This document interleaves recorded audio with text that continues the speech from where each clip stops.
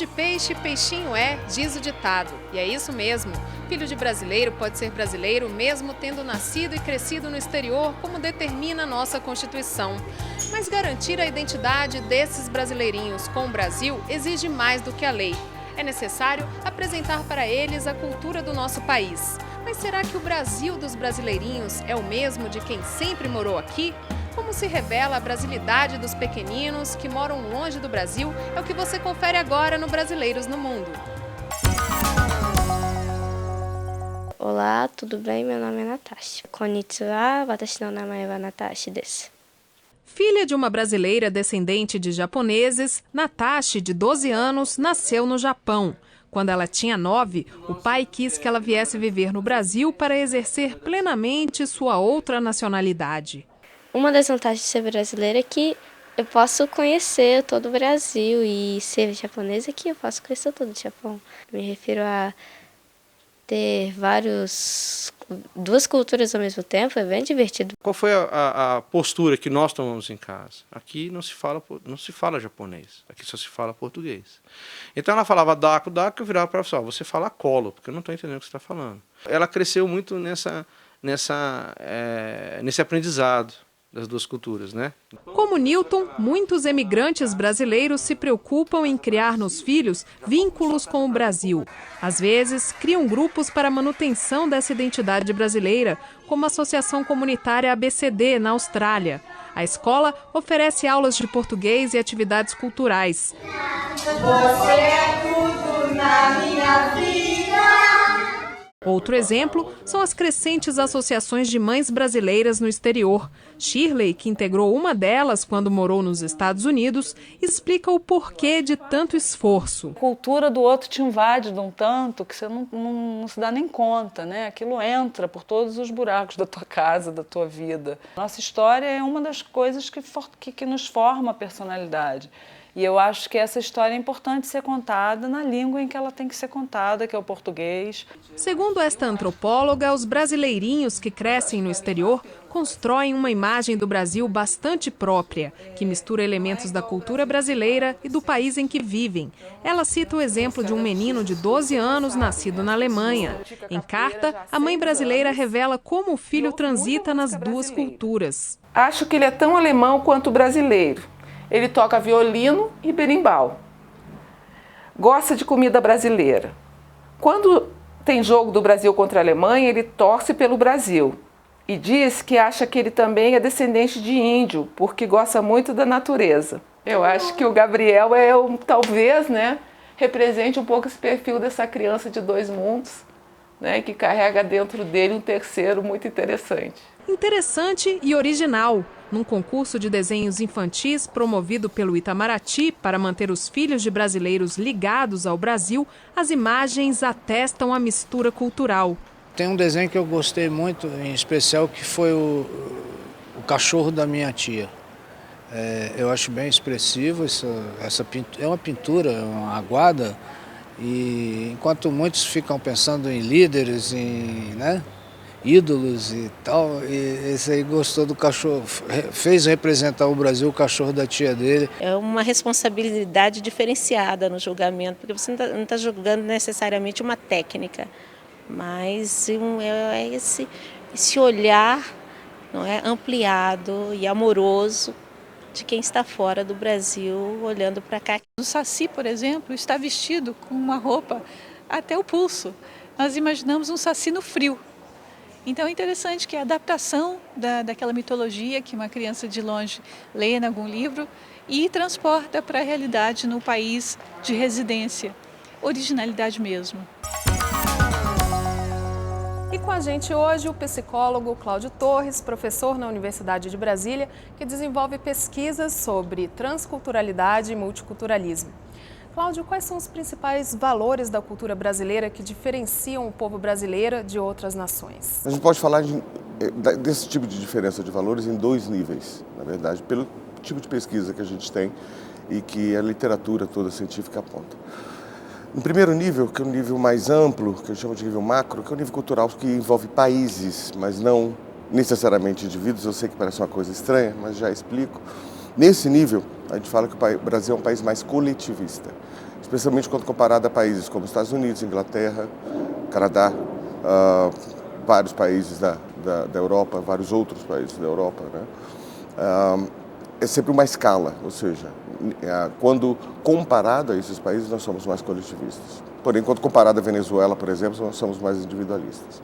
Mas o que significa isso? Significa que o brasileiro valoriza muito, dá muita ênfase para o grupo, para as opiniões do grupo, muito mais do que para as suas próprias atitudes, para as coisas individuais, ou seja, se eu não gosto de um determinado objeto, ou fazer uma determinada viagem, por exemplo, com a minha família, se o grupo está indo fazer, ou seja, se minha família está indo, meus amigos estão indo, eu me sinto mais pressionado do que pessoas de países mais individualistas a seguir o que o grupo quer, né? Isso é uma das características do coletivismo. Outra característica é a hierarquia, um respeito muito grande à hierarquia, no sentido de que se você é minha chefe e deu 5 horas, deu 6 horas, acabou meu expediente, eu te encontro num restaurante ou num supermercado, eu continuo te tratando como minha chefe, eu continuo te vendo como minha chefe, eu não vejo você como a Flávia, entende? Eu vejo você como a minha chefe independente do contexto, né? O nome disso que a gente chama de distância de poder, que é uma outra característica. Então, nosso país tem essas características bem marcantes e que diferenciam bastante de outros países. No nível individual, que aí você vai ver que tem uma relação muito grande, alguns valores já são claramente identificados como os valores de brasileiros. Coisas que o brasileiro tem, que aí a gente identifica, que eu acho bem bacana, que você não encontra em outros locais, são, em especial, 3, que são uns valores relacionados à flexibilidade, a uma coisa de ter jogo de cintura, de conseguir e querer, não conseguir, mas valorizar a adaptação em situações diferentes. O que eu digo não é conseguir necessariamente, pode ser que você não dê conta de fazer isso, você dê com os burros na água, digamos assim, né? Mas é valorizado, você busca a adaptação em diferentes situações. Isso é uma coisa importante para você e para mim, como brasileiro. Outro valor interessante é a família. É bem interessante isso a gente pensar, porque países asiáticos, por exemplo, põem um valor na família nuclear menor do que nós colocamos, que é bem bacana de se pensar. Mas por quê? Porque a família extensa ou estendida, como a gente chama deles, é mais importante do que a nossa. E um terceiro valor que eu acho isso, sempre quando eu falo sobre isso, dou aula sobre isso também, eu me sinto muito feliz e dá um certo orgulho, porque é o único país onde foi identificado como valor, como algo valorizado, que está muito arraigado na identidade das pessoas e no autoconceito das pessoas, é o valor de trabalho. É o único país onde isso aparece, é no Brasil. Isso é bem interessante, né? Bom, e falando sobre as crianças brasileiras que moram no exterior, mesmo hoje existindo muitas fontes de informações, como TVs brasileiras internacionais e internet, é comum essas crianças terem uma visão estereotipada do Brasil? A melhor resposta é depende. E depende do quê? Do tanto de contato que essas crianças vão ter com o Brasil. Com o Brasil, não digo através de mídia, apenas, isso é necessário, também através de manifestações artísticas, como literatura, por exemplo, e inclusive vindas ao Brasil além de grupos, que a gente chama de grupos de suporte, ou seja, grupos de brasileiros que essa criança ou os pais, enfim, frequentem no exterior. Uma criança que, quanto mais contato você tiver com esses fatores, ou seja, pense aí numa criança que tem acesso aos jornais brasileiros lá fora, mesmo que não tenha uma atenção com o adulto para parar e assistir um jornal, um noticiário televisivo, mas pelo menos está ouvindo aquilo, ela está brincando e os pais estão prestando atenção, estão vendo, sei lá, um jornal, né? Ouvindo, enfim. Essa mesma criança tem acesso a filmes, a produção cinematográfica, a produção literária brasileira dentro de casa. Os pais falam português dentro de casa. Há amigos brasileiros que frequentam a casa e que ela frequenta, né? E além disso, essa criança vem ao Brasil uma vez por ano. Estou pintando um cenário aí.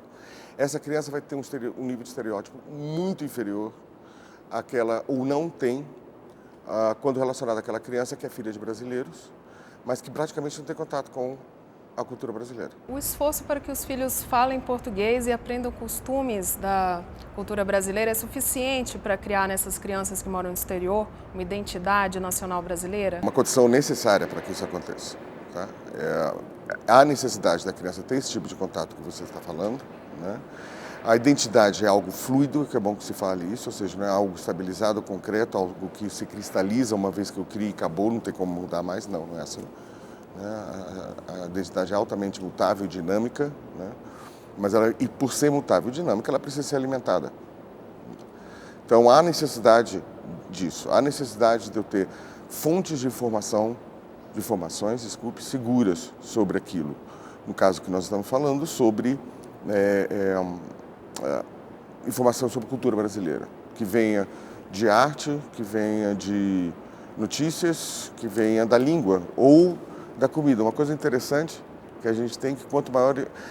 Há uma relação muito grande entre identidade e hábitos alimentares. Eu acho isso muito fantástico, muito interessante. Então é importante que o Estado pense em estratégias para manter essa cultura brasileira entre os imigrantes, né? Também. Não só a família, eu acho que tem que... é uma falácia se pensar e se colocar a culpa, coitado, na família, né? Como se a família fosse a família que é necessária para manter isso. Não, ela é necessária, sem a menor sombra de dúvida. Como os amigos são necessários, como o trabalho que vocês fazem é extremamente necessário. Mas precisa de outro tipo de suporte também. O suporte político, ter a vontade política, né, do governo de fazer isso é uma das formas. Que é interessante sobre outros pontos de vista. A gente tem, por exemplo, dados muito concretos sobre isso, que esse tipo de apoio, esse tipo de programa ou de política pública, né, que nós estamos falando aqui, eu nem sei se eu poderia categorizar como uma política pública, mas enfim, esse tipo de suporte que o governo brasileiro pode dar lá fora, provoca outras coisas além do que a afirmação da cultura brasileira entre brasileiros residentes no exterior, o que é importante, obviamente extremamente importante, mas também provoca abertura de negócios para o Brasil, provoca interesse comercial lá fora. As crianças brasileiras que moram no exterior costumam misturar valores brasileiros com valores da sociedade onde elas estão, né? Isso é bom para elas? A criança, assim como os adultos, tendem a passar por algo que a gente chama, em termos técnicos, de choque cultural, que é uma certa estranheza, né? Primeiro vem um período que a gente chama de encantamento, que é olha que bacana que eu estou aqui, o Mickey está na rua, né, para eu ver. Depois, vem um período de choque cultural e em seguida começa um período de adaptação. O que é interessante aí é que as crianças são muito rápidas nisso, muito mais rápidas do que os adultos, entende? Então, o encantamento passa mais rápido para a criança, né? Ela fica acostumada com aquele estímulo, tá bacana, o Mickey, e agora? Ela já cansou daquilo, né? É mais rápido para ela. E agora vamos para o intervalo, voltamos em instantes.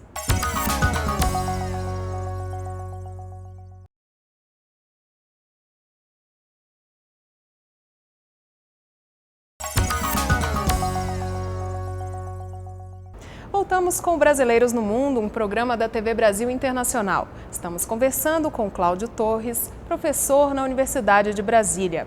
E agora, a participação dos emigrantes brasileiros.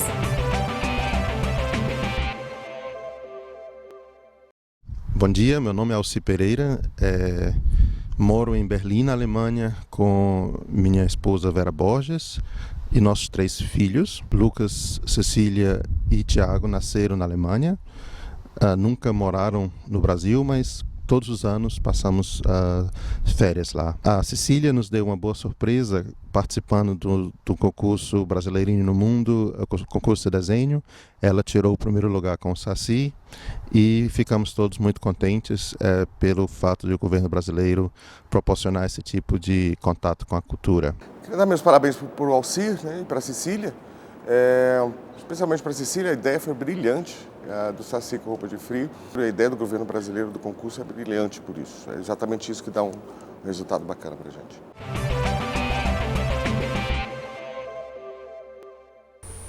Olá, eu sou a Vanessa Domingues Silva, nasci na capital de São Paulo e moro em Berlim, na Alemanha, há mais de 8 anos.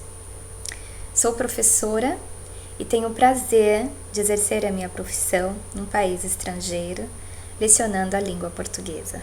O concurso Brasileirinhos no Mundo veio fortalecer esse vínculo dos alunos com a cultura brasileira. Esse tipo de projeto enriquece a aula e facilita a identificação do brasileirinho com a sua cultura e a cultura de seus pais e descendentes. Vanessa, eu concordo contigo, acho que valoriza, acho que é importante também que o governo brasileiro crie novas estratégias desse tipo, crie novos programas desse tipo. A forma dessa premiação é uma ideia muito boa para valorizar então a nossa cultura lá fora e fazer com que as pessoas que moram lá fora também valorizem sua própria cultura.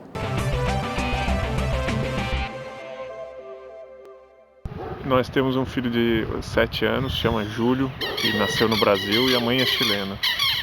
E há quase um ano nós viemos viver no sul do Chile. Ele sente falta principalmente do calor, da praia, dos parentes que estão no Brasil.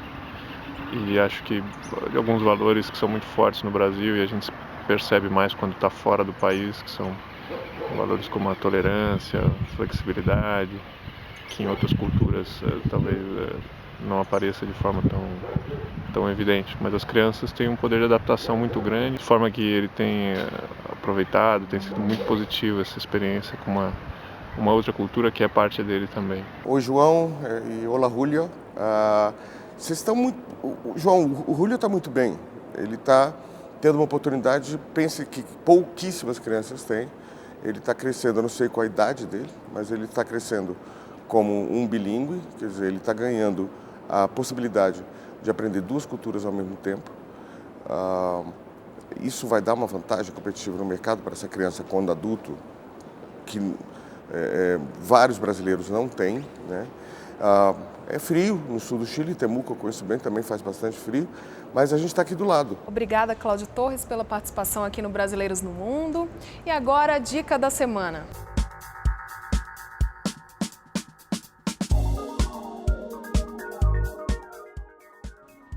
Se você quer que, mesmo morando em outro país, seus filhos também se sintam brasileiros, ofereça o contato com a cultura do Brasil. Fale e ensine o português. Estabeleça alguns momentos da semana em que, obrigatoriamente, as crianças pratiquem atividades relacionadas à cultura brasileira. Pode ser um almoço típico, por exemplo. E tenha paciência. Não impeça a integração na cultura do país onde vivem. Aos poucos, elas vão perceber que também é bom ser brasileiro.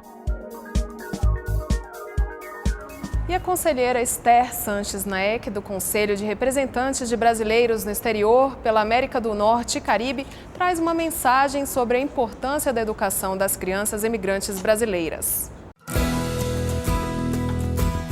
Eu acho que nesse exato momento é muito importante que o CRBE coloque muita pressão no Ministério da Educação para que ele possa dar apoio institucional e apoio financeiro. Agora, vale dizer o seguinte, que muitas organizações que já têm iniciativas de alfabetização fora do país não precisam de apoio financeiro. Essas iniciativas precisam simplesmente de apoio institucional. Então eu acho importantíssimo nesse momento o Ministério da Educação olhar essas organizações, mandarem professores e principalmente mandar esse apoio institucional até que possam mandar apoio financeiro. E estamos terminando mais um Brasileiros no Mundo. Você também pode participar do programa. Basta gravar o seu vídeo ou escrever a sua mensagem e mandar pelo e-mail brasileiros@ebc.com.br. Acompanhe a nossa programação também pela internet. Acesse o nosso site www.tvbrasil.ebc.com.br/internacional. Até a próxima semana!